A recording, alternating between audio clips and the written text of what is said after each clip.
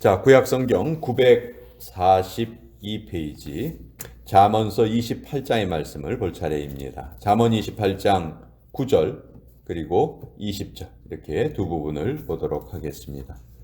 구약성경 942페이지 잠언 28장 9절과 20절의 말씀입니다.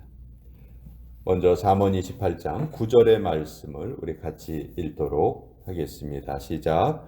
사람이 귀를 돌려 율법을 듣지 아니하면 그의 기도도 가증하니라. 20절의 말씀 읽겠습니다. 시작. 충성된 자는 복이 많아도 속히 구하고자 하는 자는 형벌을 면하지 못하리라. 하나님의 말씀입니다. 아멘. 이 세상 모든 종교는 다 기도를 강조합니다. 물론 우리가 믿는 이 기독교에도 가장 중요한 것이 이제 말씀과 기도가 너무너무 소중하죠.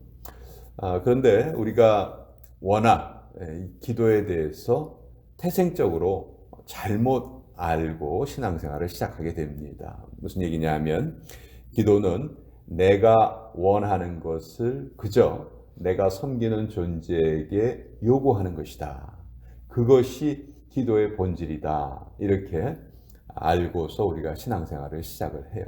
이 신앙생활을 하면서 이제 우리가 그 기도에 대한 그 개념이 조금씩 바뀌어가면서 결국은 나의 소망하는 것을 이루는 것이 기도가 아니고 내가 섬기는 그분의 뜻을 이루는 것이 기도다라는 것을 이제 점점 알아가게 되는 것이죠. 이런 변화가 우리 신앙생활에 꼭 필요한데 만약 우리가 이런 변화를 경험하지 못하고 신앙생활을 계속한다면 우리의 신앙생활은 계속해서 제자리에 머물고 더 이상 성장을 못하는 그런 아픔에 빠지게 됩니다.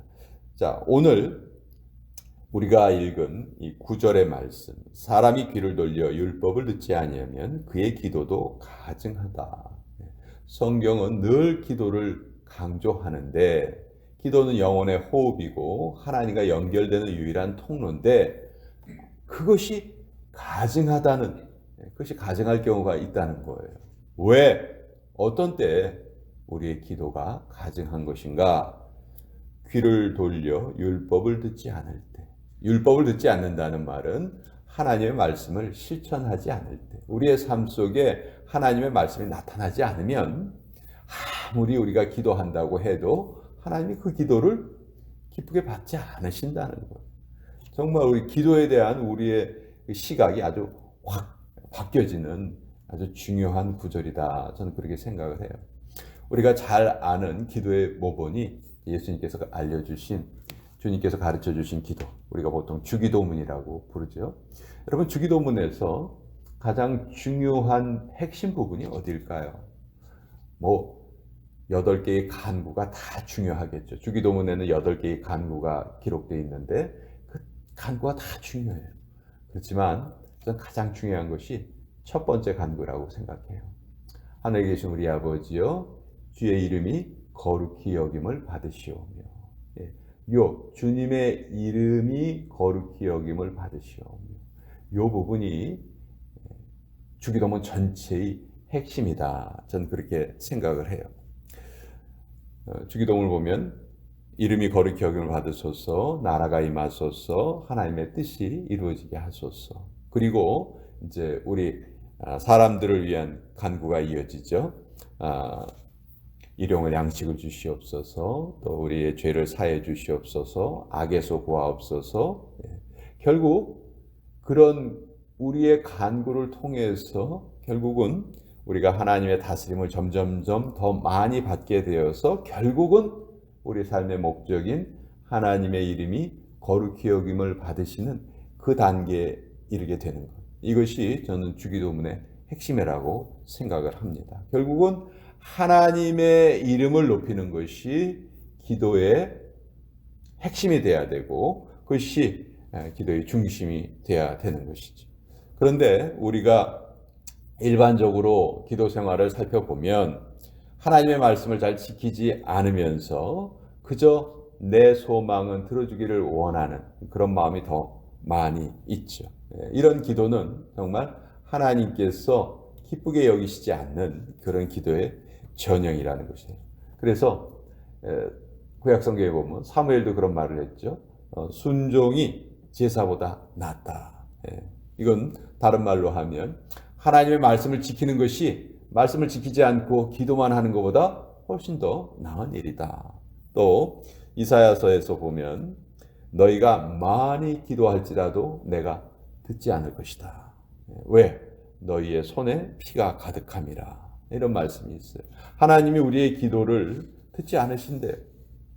그러니까 이거는 정말 우리 신앙생활 전체를 좌우할 수 있는 아주 중요한 핵심적인 진리입니다. 중요한 것은 율법을 들어야 한다.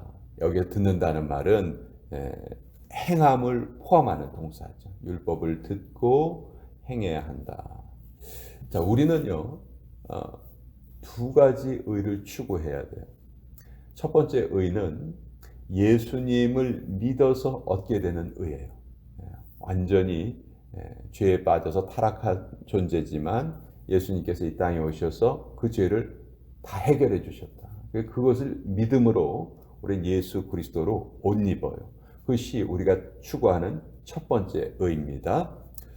두 번째 의는 그렇게 예수님의 은혜로 의인이 된 우리가 그 의인이 된 책임을 이제 바깥으로 드러내는 거예요. 이것이 우리가 추구하는 두 번째 의입니다. 첫 번째 의만 추구하면 정말 잘못된 삶을 사는 거예요. 첫 번째 의가 주어진 이유는 사실은 이 두 번째 의를 우리가 행하기 위해서죠.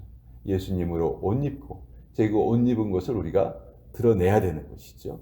그래서 그 옷 입은 것을 드러내는 것이 바로 오늘 여기에 말씀하시는 사람이 귀를 돌려 율법을 듣지 아니하면의 반대말이 되는 거예요. 이제 우리가 귀를 기울여서 하나님의 율법을 행동으로 옮겨내는 것이죠. 그래서 바울은 이런 표현을 했습니다. 예수 그리스도로 말미암아 의의 열매가 가득하여 하나님의 영광과 찬송이 되기를 원하노라. 결국 우리가 의인이 된 것은 의의 열매를 맺기 위한 것이라는 것이죠. 이 의의 열매를 맺어가는 과정에서 우리에게는 기도가 필요한 거예요. 근데 이 의의 열매가 싹 빠지고 그저 내 일상의 요구, 육신의 정욕, 안목의 정욕, 이생의 자랑만을 구하는 그런 태도는 하나님께서는 기쁘게 보시지 않는다는 것이죠.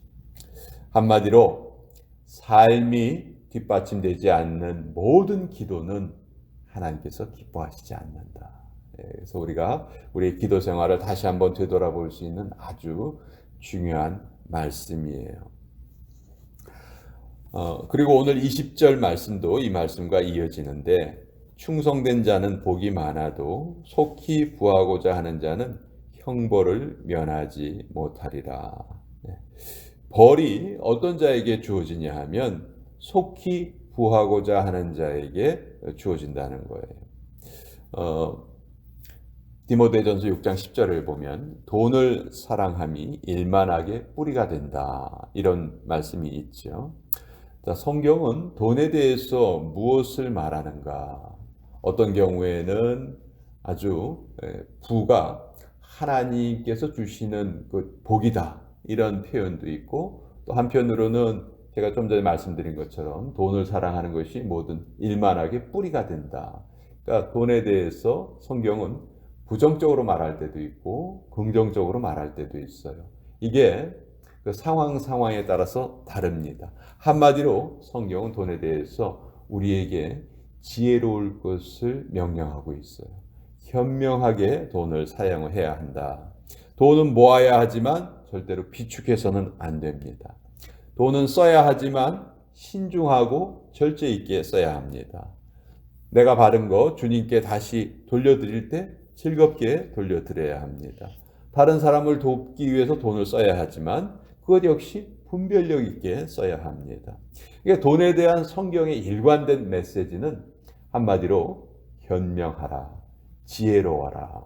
근데 그 지혜에 해당되는 것이 바로 속히 부하고자 하는 마음을 버리는 것이죠. 속히 부하고자 하는 자는 형벌을 받으니까 속히 부하고자 하는 그 마음이 우리에게서 사라져야 되는 거예요. 나는 그렇게 안 살아. 나 지금 뭐 그냥 검소하게 그냥 나에게 주어지신 것에 만족하면서 살아라고 우리가 말을 하지만 우리의 마음속에 복권이라도 좀 됐으면 좋겠다.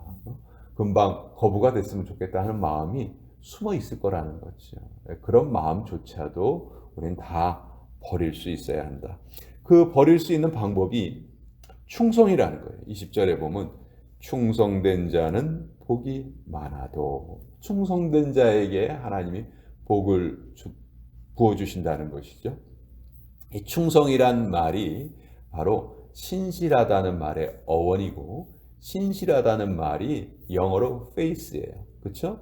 faith가 우리말로 번역할 때 믿음으로 번역이 됐죠. 결국 믿음의 가장 가까운 말은 충성이라고 할 수 있어요. 변하지 않는 모습, 늘 그 자리를 지키는 그 사람의 모습, 늘 같은 태도로 하나님께 하나님께 자기의 최선을 다하면서 살아가는 삶. 그것이 바로 충성된 삶이고, 그런 자들은 복이 주어지고, 또 그런 자들은 속히 부하고자 하는 마음 같은 것은 이제 없는 것이죠. 하나님이 주신 것에 대해서 늘 만족하고 자족하고 감사하고 조금이라도 그것을 가지고 타인을 위해서 베풀려 하고 그런 마음으로 살아가는 것이죠. 그러할 때 그러한 자를 하나님께서 충성되다 하시고 복을 주신다 하는 것이죠. 자, 오늘 9절의 말씀과 20절의 말씀 어떻게 보면 서로 다른 말씀인 것 같지만 저는 두 말씀이 하나로 연결된다, 그렇게 생각을 합니다. 결국 우리가 우리의 믿음을 예수님으로 얻은 그 의를 우리의 삶을 통해서 드러내는 것, 그것을 실천하는 것, 이것이 하나님께서 오늘 우리의 삶에서 기대하시는 것이라는 것이죠. 이제 우리에게 그런 모든 것이 다 하나님께서 우리에게 그것을 은혜로 주셨으니, 그것을 우리가 다 받았으니 받은 것을 사용을 해야 돼요. 받은 것을 사용하지 않으면 그것은 낭비되는 것이죠. 하나님은 낭비하는 것을 싫어하십니다. 오늘도 우리에게 선을 행할 수 있는 모든 여건을 하나님께서 다 마련을 해 주셨고 우리를 의인이라 칭하셨습니다. 이제 우리는 그 칭함대로 오늘을 살아가야 한다. 이 말씀 오늘도 같이 나누어 보았습니다. 자,